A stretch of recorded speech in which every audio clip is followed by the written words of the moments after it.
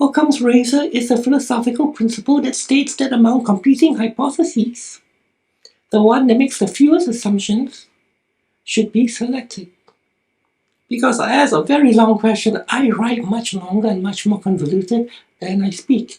Because my whole life I've been speaking to ordinary Singaporeans who speak like this. You want to go where? You want to go to eat? You eat where? Where you eat? You eat here? You eat there? You want to eat air? You want what you want? What you want? So I have to conform to that. And at some level, I think like this. What does Occam's razor say? Do religions bitterly at odds with one another with claims of absolute truth and sole divine authority that is revealed exclusively to them, nobody else, to them, from actual lived divine beings?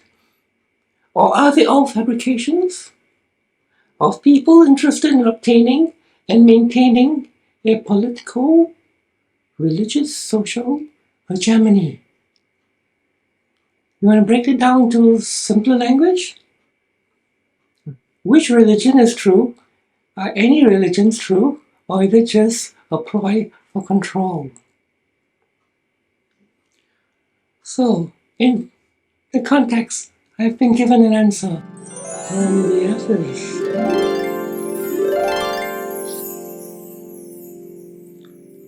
In the context of religion and religious belief, Occam's razor could be used to say that among competing religions with competing claims of absolute truth and divine authority,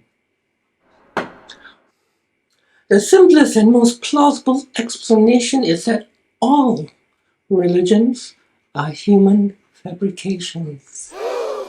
This would require a few assumptions, such as it being possible for humans to construct religions, whereas the alternative explanation of multiple divine beings revealing conflicting truths to different nations and different cults and different societies, different groups, to different nations would require more assumptions and contradictions. I'm going to steel man the religious argument here. I'm going to make it as strong as I can. I want to ask, is there anything that supersedes Occam's razor in this? I've been given an answer. I've been given a great answer. A great answer. In this case, the principles that would supersede Occam's razor would be one that values the evidence-based explanation for the origins and development of religion over the assumption that all religions are fabrication. In other words, no absolute truth claims, though. That means, what this means is evidence-based explanation for the origins and development of religion. Does not mean once and for all absolutely divine revelation given to this one group, written this one book, and nobody else is right, only this one. Oh, that one, that's over here. Over here, this one is right, everybody else is wrong. This one is right, everybody else is wrong. This one is right, everybody else is wrong. But evidence-based, based on historical evidence, on how such a thing got started, and how all of them got started, decide, all of them. The best available evidence suggests that religious beliefs have evolved and changed over time, which already invalidates once and for all revealed truth from a divine creator, or creators, if you are into polyamorous, polygamy, unsaturated fats, polydeification, many gods. That one, yeah. Okay, a lot more words are saying the same thing. It is likely that religions have evolved from earlier religions. That is the truth. I talked about that before when talking about Christmas. Merry Christmas, most. Merry Christmas, everybody. Merry Christmas, you.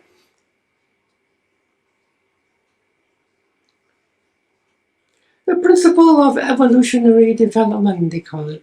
the principle of evolutionary development, which states that religious beliefs and practices evolve over time as a result of natural processes and outside influences. Natural processes means there is change, I guess, yeah. Outside influences means, well, you know, people don't like it that way, and the king cannot control people if they don't like it that way anymore. They tried for so many centuries, and now the people are revolting. They've always been revolting. They were an ugly bunch to begin with, but now they are taking up pitchforks and they are storming the castle. Okay.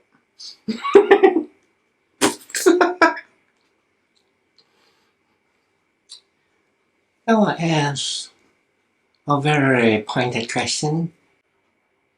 Would the principle account for the evolution, the principle being, would the principle of evolutionary development account for the evolution of religion into secular atheism?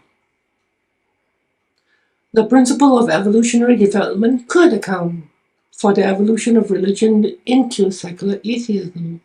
In recent decades, there has been an increasing shift in many Western nations. The focus here is on the Western nations. Western nations towards a more secular and atheistic approach. You say approach to religion, but that doesn't make sense. Approach to everything. This is due to a combination of factors such as the advancement of science and rational thinking, the breakdown of traditional religious institutions,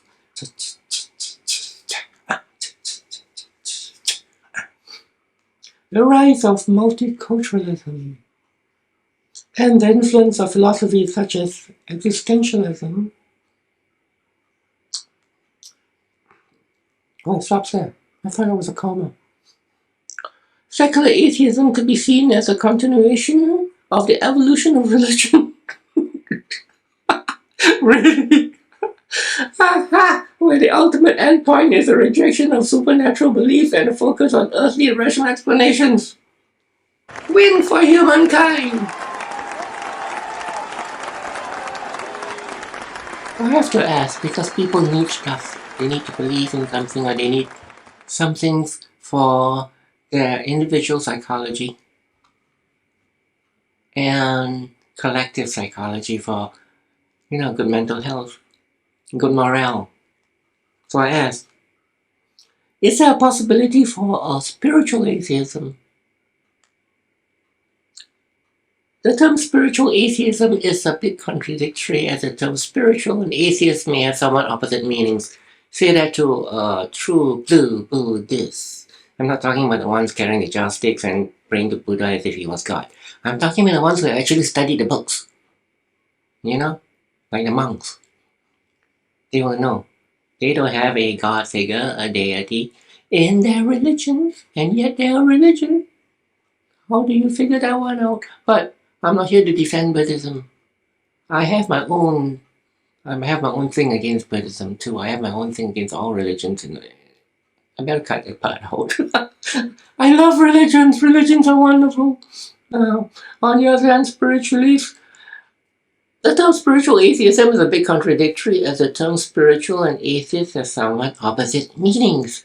On one hand, spirituality is commonly understood to mean a connection and a sense of belonging within a larger universe or divine presence. Atheism, on the other hand, is the rejection of the belief in deities or a higher power, which is a key distinction between atheism and spiritual beliefs. Therefore, it would be difficult for there to be a spiritual atheism, because spirituality requires the belief in a higher power or connection to the universe, while atheism rejects these notions. Then, of course, I have to account for non-theistic Buddhism then.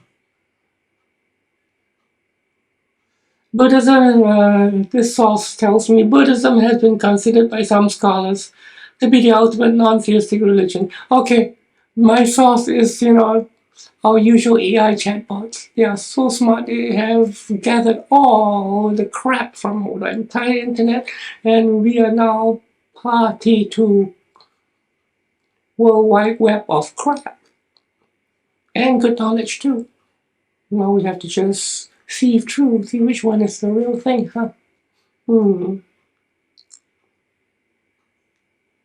So you go on to say, yes, it exists, in which I then say, so you contradicted yourself. I apologize. My AI chatbot says, Socrates. Yes, Socrates calls himself Socrates. Can you see Socrates? Okay. Socrates says, I apologize if my previous response was confusing. Let me clarify. Buddhism does not require a belief in a god, which is contrast to theistic religions. Now, I've got to stop here because I'm going on and on here about Buddhism, which is another topic for another day. But let us go on to the... Oh, I did talk about other things here. Buddhism is its own little bugaboo thing, huh? Okay. Hence, I say now, hence, even newer spiritual atheistic practices may arise because we already have a great example of non-theistic religions. Now we have to just get rid of all the dogma and hierarchical ass-kissing, which gives rise to a lot of potential problems. It's so problematic. It's so political. So Socrates says, Socrates. I don't know how to do this. I've been looking at my previous videos and my inverted commas all look funny. Socrates. So put this down. Socrates. Where am I? Socrates.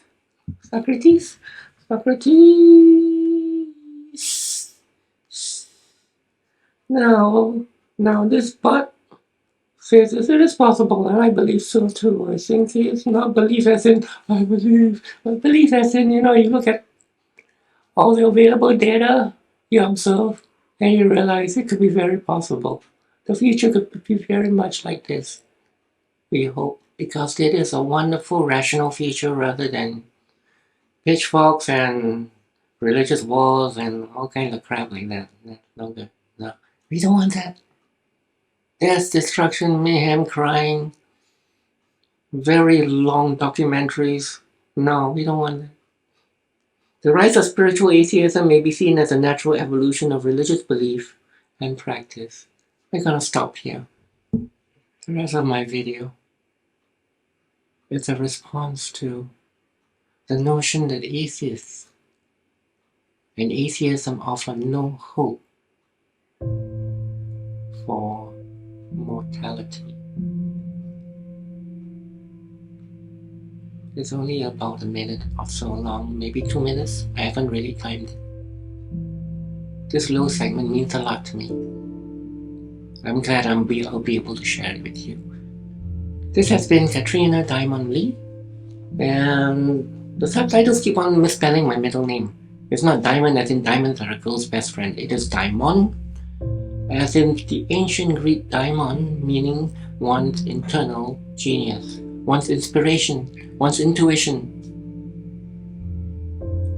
Daimon. I like to thank. I'm gonna cut that part out. I have to do a lot of editing for this one. Yeah, I got you. So nice. You want to come out here and say hello, Jenny? Oh yeah. Yeah. I want to thank my 2 Patreons. And I hope soon there'll be more Patreons. And I hope all of you subscribe. Like, subscribe. Like me. Because I love you. I love all of you. I love you so much. No, but really, the next segment will be really serious.